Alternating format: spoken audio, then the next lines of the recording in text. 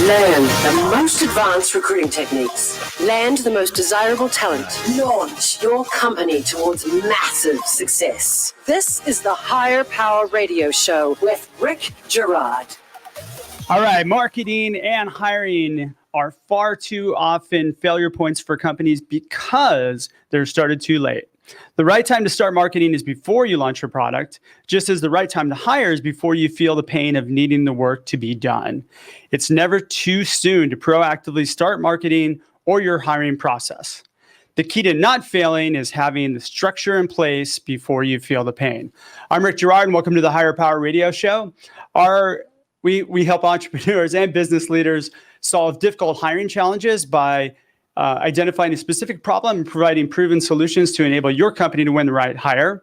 We share insights from top performing rebel entrepreneurs, disruptors, and industry experts like our guest today, Mr. Andrew Miller. Andrew is the CEO of Growth Experts.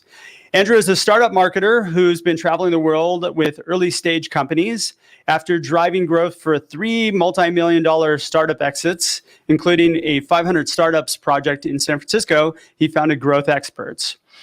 Andrew's specialty lies in helping companies scale efficiently in the early stages with both growth, coaching, and remote consultancy. He's written for Inc. Magazine, Startup Grind, and Startup Nation, and Andrew is also a prolific digital nomad. In the last decade, he has lived and visited and worked from over 70 countries around the world, which is what makes Andrew the perfect guest for today's topic. Andrew, welcome to the Higher Power Radio Show today. Thank you, Rick. Thank you so much for having me here, man. Yeah, I'm excited to have you.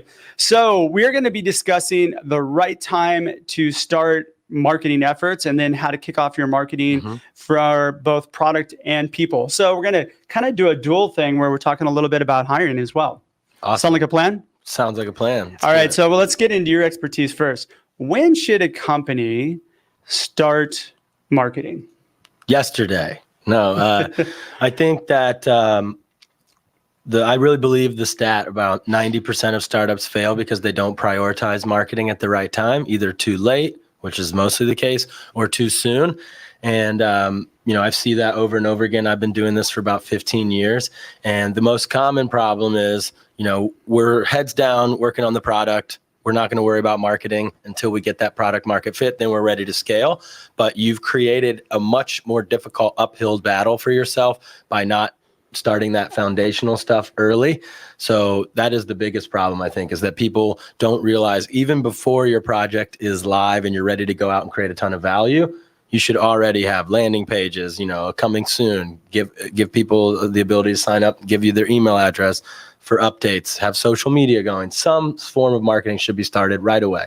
So why is this important? I mean, okay, you used a stat earlier where you said 90% of startups fail because they don't prioritize marketing. Where's that stat from?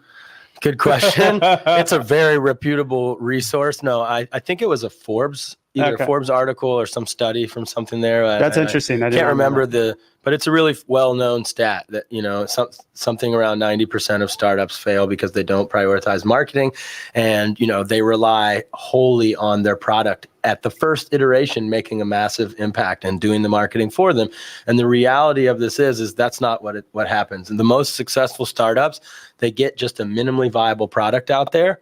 And then you do marketing to drive in more traffic to get more data, whether it's feedback from users or, analytics and figuring out what's not working in your product. And you're just constantly iterating on that. So it's a very long-term battle. It's a marathon. It's not a sprint.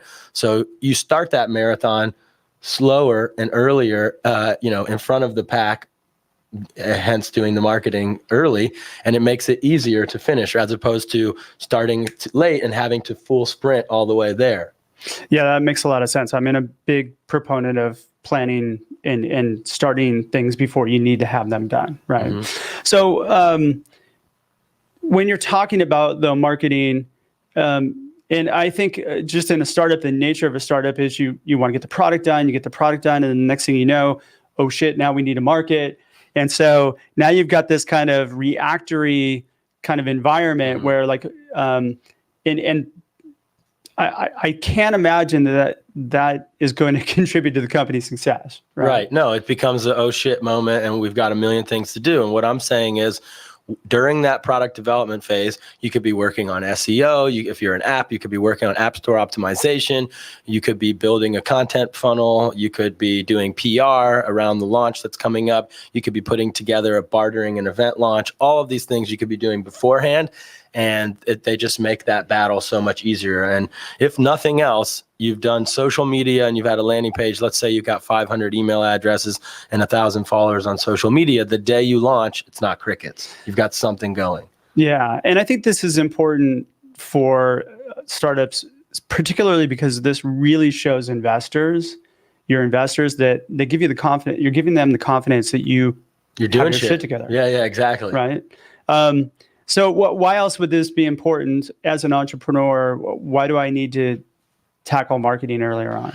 Well, I think it saves you a lot of money as well as time, right? So if you've built this database of people who are ready to beta test your product, let's say you have a $30 customer acquisition cost or cost for even acquiring an email address after you launch. If you've got 500 email addresses, you've saved yourself tens of thousands of dollars in marketing spend by doing it early and organic. The second thing is, when you start at the earlier stage, you might not have big budgets raised. And I hear time and time again from founders, we're going to wait till we raise money, then we're going to do marketing.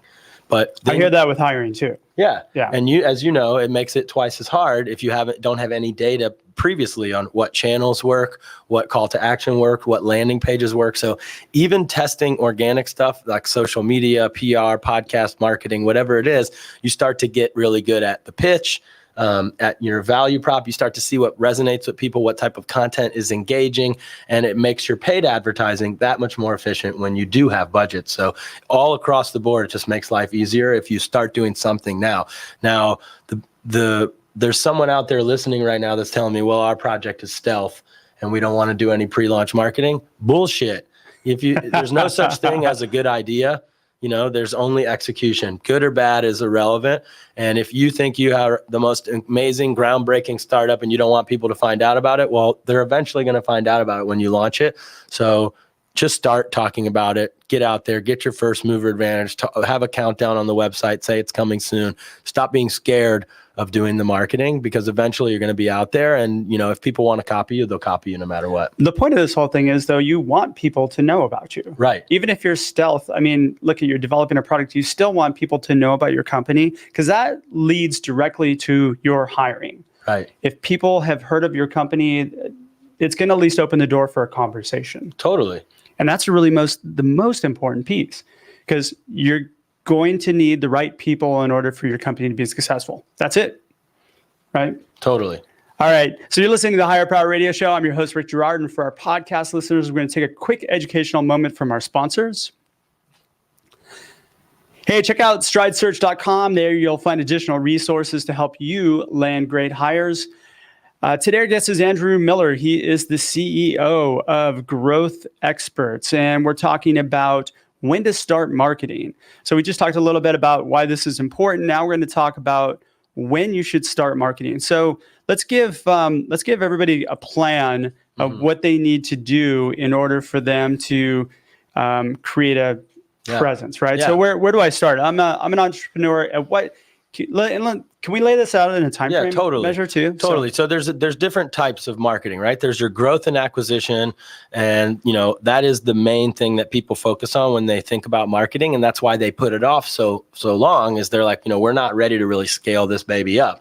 So, but there is branding and foundational marketing as well, and that's really what I'm talking about. Starting even before your product is ready, it's about really building a foundation in the sense of, social media presence, presence in the online forums where your potential users are, building your social media awareness. It's beyond social media, fixing your product on as far as landing pages and whatever else that might be, getting on podcasts, starting the thought leadership, attending events, creating content. All of these things lead to putting yourself out there, like you mentioned, and, but also creating confidence and creating awareness among customers even before the product is fully ready to scale.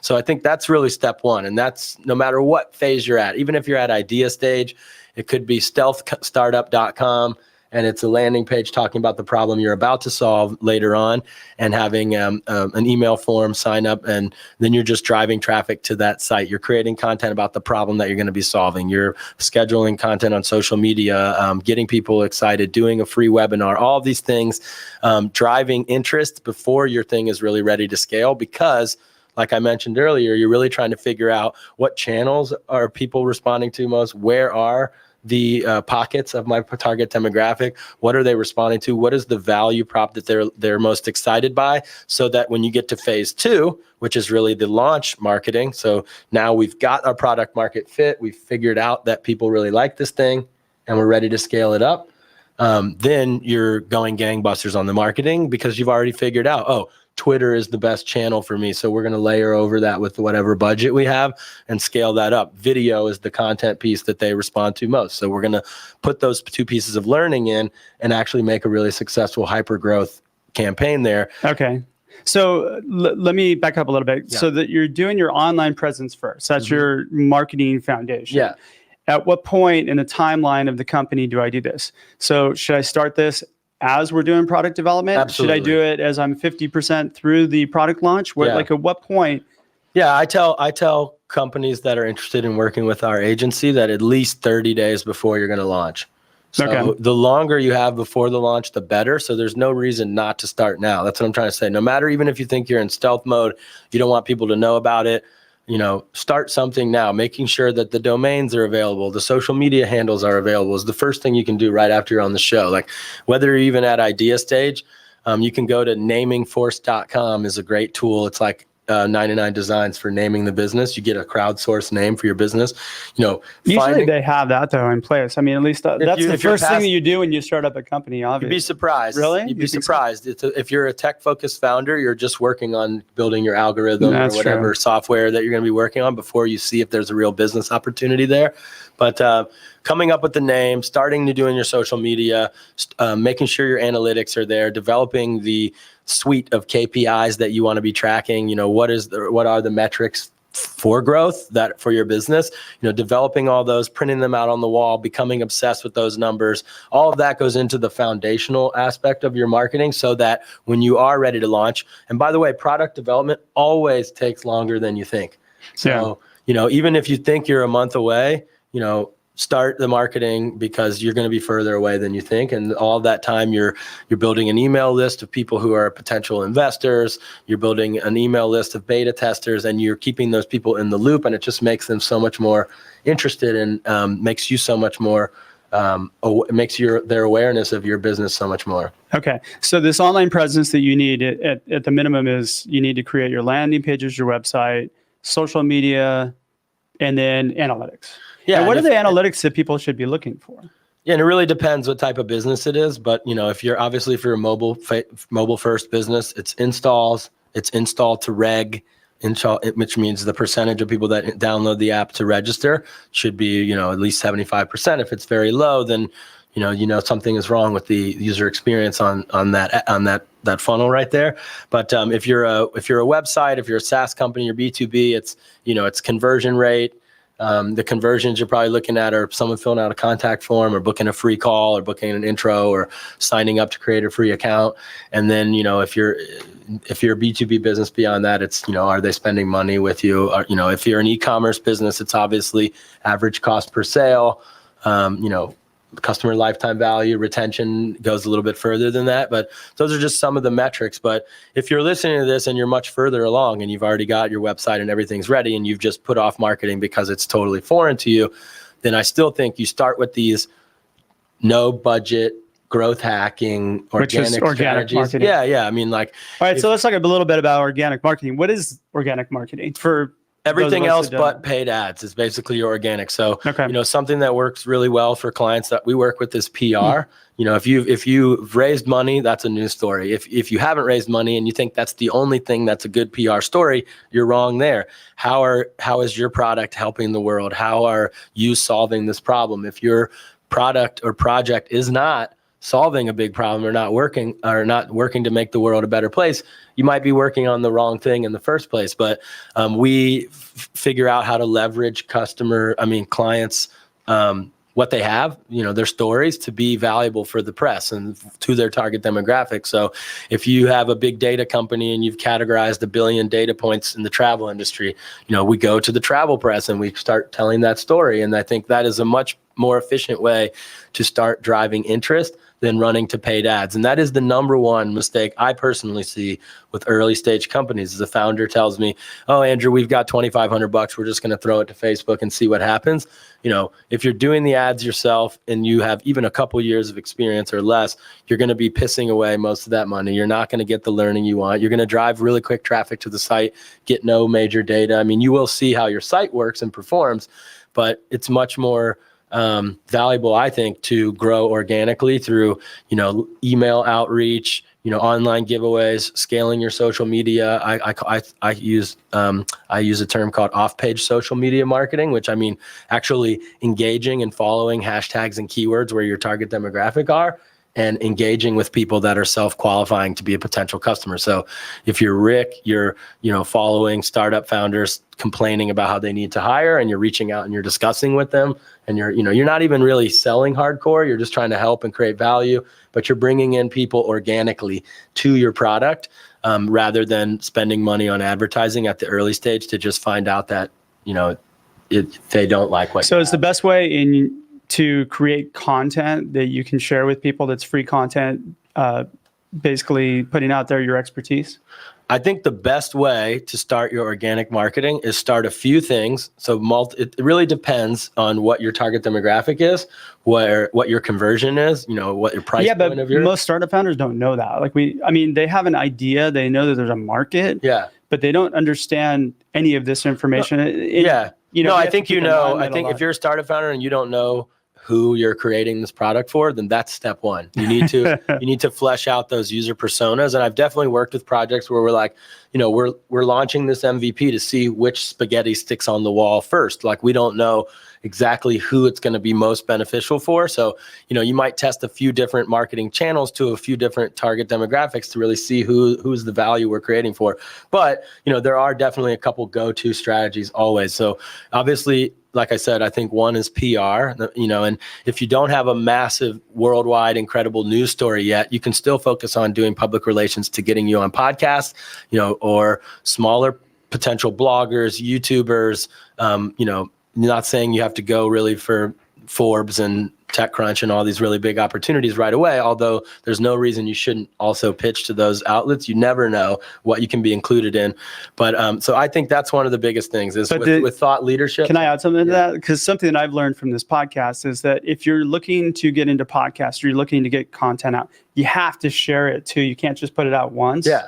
You've got to make an effort to get that out to everybody. Totally. Right. And that's actually something that I see constantly overlooked is content distribution. So if you're looking to do content marketing as a growth strategy, first of all, know that it takes 3 to 6 months for a good content marketing strategy. Or as Rick knows, you've been doing this for years, right? Yeah, 3. We're starting our 4th year right now. Yay! Happy birthday to you and to me. That's right. Yeah. So we're supposed to fist bump. My bad. But anyway, we got plenty of content marketing is all about putting out that content, right? So you might spend all this time creating your incredible content, and then you just put it out on your social media and it's crickets, and then you give up on the strategy. And it's really, I think founders really overlook how much work you need to put into distributing the content, putting it on the forums, sending it to people, creating an email list, posting it on different groups and stuff like that. Posting it on all the free sites where you can post your content for free, putting that on your social media is only one piece of it. So definitely think that content marketing is a big thing that you can do. Just know that it takes a long time. Immediate effect really is PR and public relations. You get one big blogger or YouTuber, a nationwide article, and you're going to see immediate high quality traffic coming to your site. So it does take a while to successfully craft a good PR story, develop a list of potential targets, and then create those relationships. Those are really like the 3 parts of PR. But again, it's kind of like content marketing, right? It's all, we're creating something, then we're pushing it out there. And that's really what it comes down to with the organic marketing, is putting in blood, sweat, and tears and time investment rather than dollars, because I'm assuming at the early stages of your business, that's what you have a surplus of. Well, I don't know if they have a surplus of it, but yeah, they Chief don't have a everything. surplus of capital, right? So, Yeah, well, so if I'm starting organic marketing, right? So what I'm looking at then is defining my organic marketing channels first, Right. then creating PR, creating content, and then the content is designed to drive emails or build a list of emails so that when I launch, it puts me in a position where I have 500 people. If you're pre-launch, the goal is to just drive people to sign up to chat to find out when you're going to launch or follow you on social media or all of the above. If you're post-launch, you're doing these marketing strategies in an effort to drive quality traffic to your site so that you can get the data to figure out what's working, what people like, what they don't like, what you need to iterate on to make your product better. And it's just about putting in the time investment. And to go back to your comment about people not having a surplus of time, that's another very common problem. They put off marketing because it's foreign to them, or they're really heads down on still developing that product, and they're like, when we get the money, we'll hire someone to focus on marketing. And one of the solutions I have for people is creating a content or a marketing calendar. It's literally free. You go on Google Calendar, just give yourself one marketing task per day to start. For 3 months from now till product is live, you've got 90 different marketing tasks. If you can't do that one thing, then you need to hire an assistant, or you need to bring on a co-founder, or you need to get an unpaid intern, or whatever it is. But that one marketing task a day, if you have 100 days out to launch or 50 days, you've got enough stuff done to create the knowledge around, what's working, what isn't working, what do people like, what do people not like, what is going to convert for us, and that'll just make your launch so much easier. Oh, okay. So I think a piece is missing here. So what do I need in order for me to get people to sign up for my email list from the content? Well, hopefully what you're working on is exciting enough, and the value for them is they're going to be the first to be notified when you're launch, right? If you're pre-launch. If you're post-launch, it's usually giving them some kind of discount or some kind of offer. All of marketing becomes really easy when you think about it from not from the point of view of what am I going to get from them. It's what can I do for them? What value can I give the user? Same in dating. It's the same in sales. It's the same in recruiting and hiring. It's all about the exactly. person. It has nothing to do with you. Nobody I found cares that about you. They in my care own about life. themselves. In my own life, when I do job ads for startups I work with or for my own business, I really notice that the more effort you put into writing an incredible job ad that's full of value for the applicant, the more incredible the resumes you get. And I think that's a metaphor for life. It's all about what value can we put out there. And so if my goal is to get people to sign up for my email list pre-launch, it's like, what amazing value can I offer? So maybe we're going to give away one free lifetime subscription to my product to somebody who signs up to be a beta tester. Maybe we're going to do a launch party for all the people who sign up, and I'm going to invite, and they're going to get free drinks and stuff, or whatever value you can offer, you want to put that up front so that you get people interested to follow you. But potentially, if you're doing something groundbreaking, the value is being the first to get access to this product, and that's usually what most people go with. Perfect. All right. So let's talk about the third phase, which I think is the product launch, right? So I launched the product. Now what do I need to do? I should already have some data points when I launch the product before, right? So that I can have a successful launch. Yeah. Right? So if you've done pre-launch marketing and you've developed a bunch of different tests in marketing, and that's what I'm saying, like, testing, creating 30 days of good social media content that is very different and engaging, and figuring out what's working, testing a content marketing strategy, testing a PR strategy, testing podcasts. So pre-launch, we've tested all these things. We've narrowed down and identified the few things that we want to continue based on the return on time investment that we've gotten. I always say, to startup founders who don't have money yet, you're still looking for ROI. It's return on time investment, and so that's what you're going to scale up post-launch, right?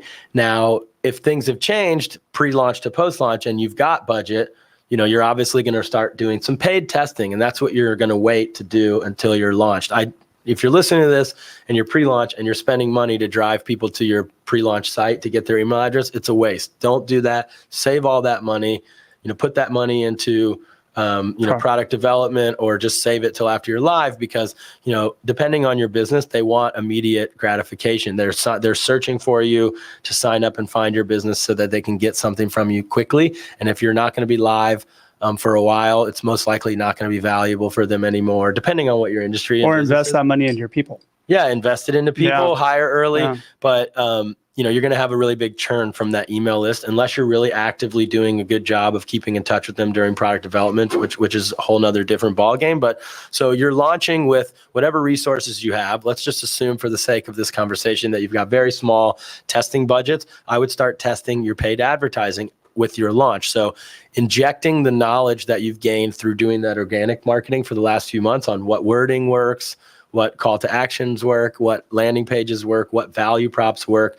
and what channels work. So if you had done social media and you scaled it up organically and you see that Twitter is bringing in incredible time on site and session time or whatever your KPIs are, your conversions, that's where you're going to spend your money. And that's going to save you from testing on Facebook when you see the organic referrals from Facebook are not that strong. So that's what you take forwards in launch marketing, and you start to scale that up. And, right after month one of launch marketing, you've figured out what paid and unpaid channels are working, bringing in the most customers, the most traffic, the most quality, the most leads, whatever it is. And you're spending less to acquire more as you're getting better, because you're drilling those channels down to the top campaigns, the top keywords, the top ad content, and you're just getting more and more efficient with the marketing as you go. Okay, and then the fourth piece was scale the marketing strategies that work, right? So you're going to test everything. Right. How does, at what phase do you do that? What are you looking for specifically that helps you scale those marketing strategies? Yeah, so I'm looking for, money, obviously, in the end. What's converting? What's converting? What's bringing in the highest quality traffic. So if it's not conversions, like I said, it's either session time inside your app or session time on your website. It's, what source is bringing in people that bring in other users. If you've built a really good referral engine in your product and you've got a product that retains people, what is bringing back multiple sales or multiple customers or referrals? That's how I'm analyzing a channel. You might need a little bit of a 30-day window or whatever that lifespan looks like to really figure that out. But we're looking basically as further down the funnel as possible. So beyond just a visit, all the way to a conversion and a retention and a referral, to see, what is bringing in the best customers, and then what resources can we put on those, whether it's more humans, more time, or more money, or all three of the above, to scale those channels up to get us to our growth goals going forwards. And this is critical when you're hiring, because I think this marketing and hiring are so intermingled, even though they're a separate thing. But if you don't have good marketing, you're not going to attract good people. Right. And if you don't have good people, you're going to do a shitty job marketing. So I think it's really important that hand in hand. Yeah, that they're very interconnected. So with hiring, I think it's important, take these 4 stages, but you can also implement these 4 stages into hiring as well. Totally. You should understand who your target who your target hires are, have conversations, network, gather data. And when you're ready to go, you should already have those people lined up. Totally. It's super easy. All right. So what would be 2 or 3 key takeaways that you'd give the audience that they can plug into their business today? Yeah, I think the biggest thing is start the marketing as soon as possible. Don't put off marketing. It's going to make your job much harder going forwards. So start something now, whether it's at the lowest level, just building up your social media presence and actively posting even before you have a product for them to purchase, or at the highest level, doing PR and really putting yourself out there. That's the first thing. The second thing is, starting with organic marketing. Don't think that you have to run to paid advertising. I think it's the opposite, actually. You have to start organically before you get to the paid, and it will not only save you a ton of money, but also make your ads that much more effective, because you'll know what works, how to speak to people, and where to speak to them before you have limited budget or unlimited budgets and you go and spend money. I think the third thing is, to make sure that before you start any of your marketing, you have a proper analytics stack set up. You know what KPIs you want to track. You know what the key core metrics to your business's success are, and you're tracking those actively. I mean, I even see some companies put a dashboard like this in the office in front of everyone's face, so that the marketer or whoever's doing it is fully held accountable by everyone, from the office manager, janitor, whatever. Everybody knows that today we didn't make a sale, or everybody knows today we hit all-time highest visits on the website, and we can all pop a bottle and celebrate. So I think metrics and tracking are really important, so that the fourth thing with the scaling is possible. You cannot scale without data. I mean, if you do, you're going to really fail. If you just go off your gut, which some founders think they can do, like, Andrew, I don't want to try that, or I don't think we should test this channel. I have a gut that my customers aren't there. And I go, well, unless you've tested it, you don't know. And you've got to be data driven in marketing. So the last takeaway I'll say is be data driven, get that data, and then make moves on that data and keep scaling up and moving based on what the data is telling you. And that can still be, qualitative data and what customers are telling you, but it's as quantitative as possible and as emotionless as possible and driven by data. That's awesome advice. All right. So for the first time on our show, we actually are going to take some questions from the LinkedIn Live audience. Woo! Love it. So, what's the best strategy to get a good story picked up by PR? So the best strategy to get a good story picked up by PR, what you got? So again, with what I said, it's all about being valuable. If you're just like, I want to get picked up by PR, you're thinking about it wrong. Is what you're working on super valuable, and who is it valuable to? Then it's reaching out to those people with the value that you have. That's the secret to doing PR. It's not, I want to be in TechCrunch. It's how can my story be valuable to the audience on TechCrunch? And then who is telling similar stories to this on TechCrunch, reaching out to those people, and then reaching out to them with a very simple offer. Hey, I've got a story I think might be valuable for you.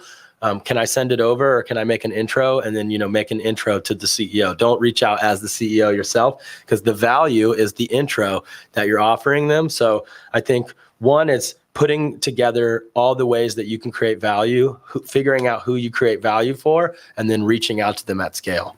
Perfect. Well, we're just about out of time for today's show. Andrew, thanks so much for your time investment today, and I want to welcome you to the Higher Power Radio community. Now, what would be the best way in which members of our audience, our community, could find you, reach out to you, and ask you more questions? Yeah, so I do two main things. With my company, Growth Experts, with the Z, growthexpertsz.com, is focused on helping funded startups scale without making any mistakes on PR and paid advertising. So if you're a funded startup, you can find me there. If you're a bootstrap startup, I have a company called Andrew Startups, where we have an online course and coaching for bootstrap companies so they can learn how to do their own PR, SEO, et cetera. And you can find me at andrewstartups.com or on Instagram at andrewstartups. Perfect. All right. Well, I want to thank our listening audience for tuning into this week's episode of Higher Power. Quick thanks to our team, Christopher Decker, Andrea Ballin, and Ayla Gerard. If you're listening to the podcast, please subscribe, review, and share. We're working really hard around the clock to make this content better for you. So we welcome all your feedback. Join the Higher Power Radio community at Higher, that's H-I-R-E, Power, P-O-W-E-R, radio, R-A-D-I-O.com, or you can drop me an email at rick@stridesearch.com. Tune in next Tuesday. Our guest is going to be Jeff Wald. He is the co-founder and president of WorkMarket. I'm your host, Rick Gerard, and you have been listening to the Higher Power Radio Show. Aloha. Stay safe. You. Thank you for listening to Higher Power Radio. Catch our LinkedIn Live show every Tuesday at noon, or download the podcast on iHeartRadio, iTunes, YouTube, or your favorite podcast platform. We appreciate you joining us on Higher Power Radio with your guide to recruitment success, Rick Gerard.